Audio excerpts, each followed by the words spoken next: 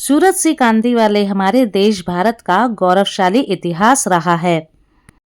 भारत शब्द दो शब्दों के मेल से बना है, भा और रत।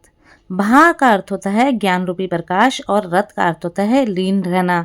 इस तरह भारत का अर्थ हुआ वह भूमि जिसके निवासी ज्ञान की खोज में लगे रहते हैं। भारत शब्द भारतवर्ष शब्द से लिया गया है, जो संस्कृत का शब्द है। इसका सर्वप्रथम उल्लेख मिलता है ऋग्वेद में।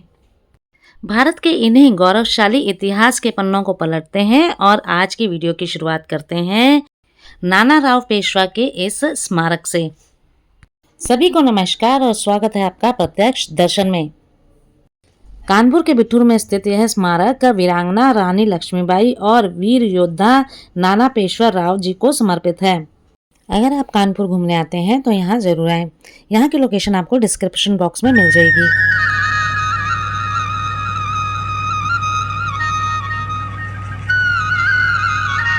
बंदे की 30 रुपये टिकट है। अगर हम यहाँ पे आना चाहते तो इसमें क्या क्या होता है भैया? इसमें म्यूजियम रहेगा, पार्क रहेगा, बच्चों के झूले रहेंगे, अंदर बोटिंग भी होती है। यहाँ योग साधना केंद्र भी है, जिसका समय सुबह 5:30 बजे से सुबह 7 बजे तक है। यह स्मारक पर्यटकों के लिए सुबह 9 बजे से शाम को 5 बजे तक खुला रहता है। यहाँ एक रेस्टोरेंट भी है। इसके अलावा यहाँ पे बहुत सारी सुविधाएं उपलब्ध हैं, जो हमने आपको अभी स्क्रीन पे दिखाई। यहाँ व्हील चेयर की सुविधा भी उपलब्ध है। चलिए वापस चलते हैं अपने भारत के इतिहास की तरफ। गेट के अंदर प्रवेश करते ही आपको दिखाई देती है वीरांगना लक्ष्मीबाई की मूर्ति, जो अपने इतिहास को खुद दर्शा रही है। रानी लक्ष्मीबाई का जन्म बनारस में 19 नवंबर 1835 में हुआ। इनका बचपन का नाम मनुबाई था। 4 वर्ष की आयु में वह अपने पिता के साथ बिठूर में यहाँ पेशवा महल में आई। इसी स्थान पर नाना पेशवा राव की छत्र छाया में उन्होंने अपनी शिक्षा, घुड़सवारी और हथियार चलाना सीखा। 16 वर्ष की आयु तक आते आते वह घुड़सवारी और हथियार चलाने में निपुण हो गई थीं। महान वीरांगना रानी लक्ष्मीबाई ने ग्वालियर की भूमि पे 19 जून 1858 में अंग्रेजों से युद्ध करते हुए उनके छक्के छुड़ा दिए।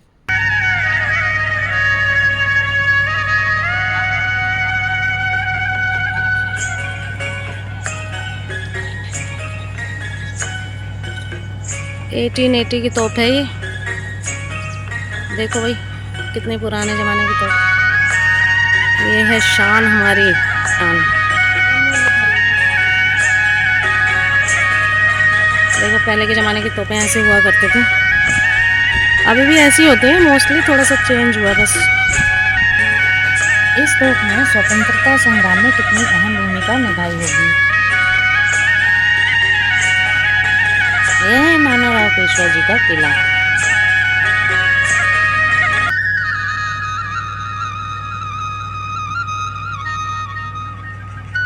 किले की दीवारों पर 1857, जो भारत का पहला स्वतंत्रता संग्राम माना जाता है, उसके चित्र भी बने हुए हैं। किले के अंदर प्रवेश करते ही आपकी बाईं तरफ आता है संग्रहालय। चलिए अब आपको संग्रहालय के अंदर लेके चलते हैं।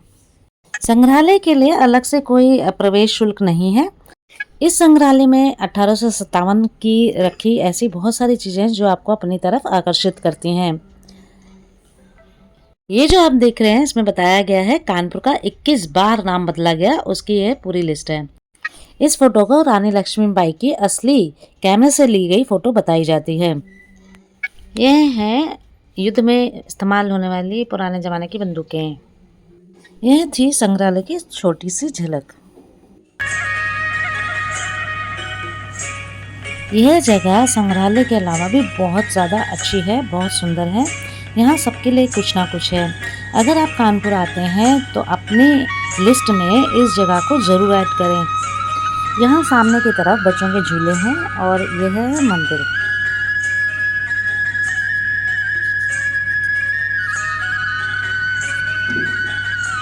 यहाँ भगवान शिव का मंदिर भी है, जो बहुत ही अच्छा बना है। छोटा है पर बहुत अच्छा बना है। यहाँ पे छोटे छोटे 101 शिवलिंग बनाए गए हैं और साथ में एक बड़ा शिवलिंग भी है।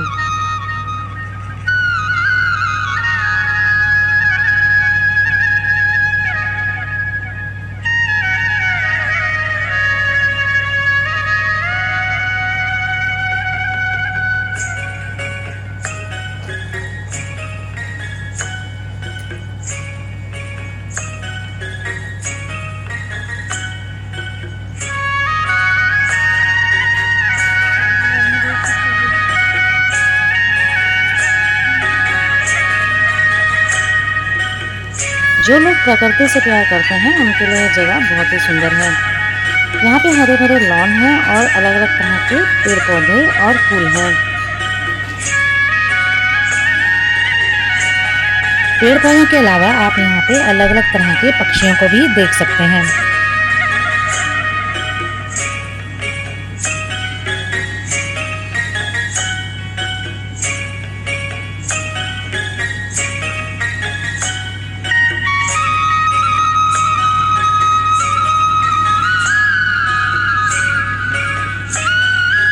यह है नानाराव पेशवा जी का स्मारक। भारत की प्रथम क्रांति के महानायक नाना साहब की प्रतिमा।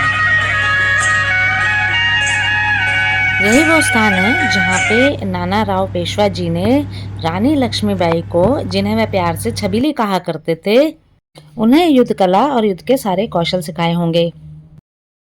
यह वही पवित्र और ऐतिहासिक स्थान है जहां पर 1857 के स्वतंत्रता संग्राम की योजनाएं वीर नानाराव पेशवा, तात्या टोपे और राव साहब आदि जैसे वीर योद्धाओं ने बनाई और देश भर में सशस्त्र क्रांति का संगठन किया था।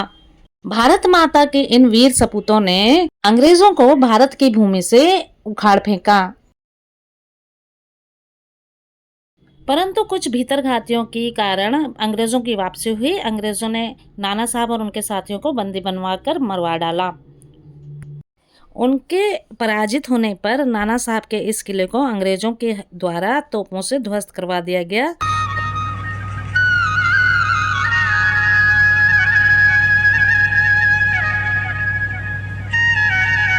नमन है ऐसे वीर योद्धाओं को जिन्होंने अपने प्राणों की आहुति देकर हमें स्वतंत्रता दिलाई।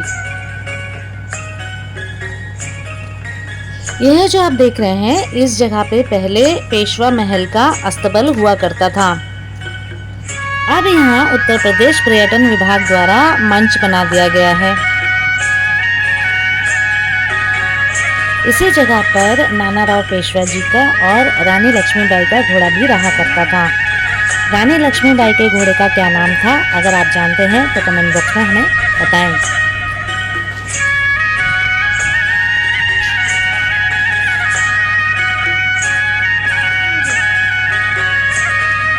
जब इस जगह पेशवा महल का अस्तबल हुआ करता था तो उन घोड़ों को पानी पिलाने के लिए यहाँ पास में एक कुआं भी था,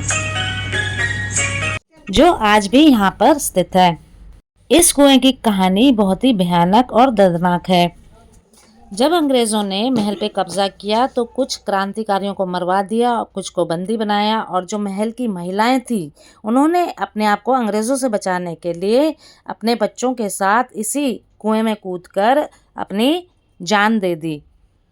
जब आप इस कुएं के पास आते हैं तो आपके रोंगटे खड़े जाते हैं और एक डर की अनुभूति होती है। माना यह भी जाता है कि इस कुएं का पानी कभी नहीं सूखता। इस कुएं के पास ही एक बरगद का पेड़ था जिसपे अंग्रेजों ने, जो उन्होंने 144 क्रांतिकारी बंदी बनाए थे, उन्हें फांसी पर लटका दिया था। यहाँ एक छोटी सी नहर भी है जहाँ आप बोटिंग का आनंद ले सकते हैं। यह जगह कानपुर हवाई अड्डे से लगभग 12 किलोमीटर और कानपुर सेंट्रल रेलवे स्टेशन से लगभग 14 किलोमीटर दूर है, पर आपको वहां से टैक्सी और ऑटो आसानी से यहां तक के लिए मिल जाते हैं। यहां आने का सबसे उचित समय अक्टूबर से मार्च तक का होता है। यहां की लोकेशन आपको डिस्क्रिप्शन बॉक्स में मिल जाएगी।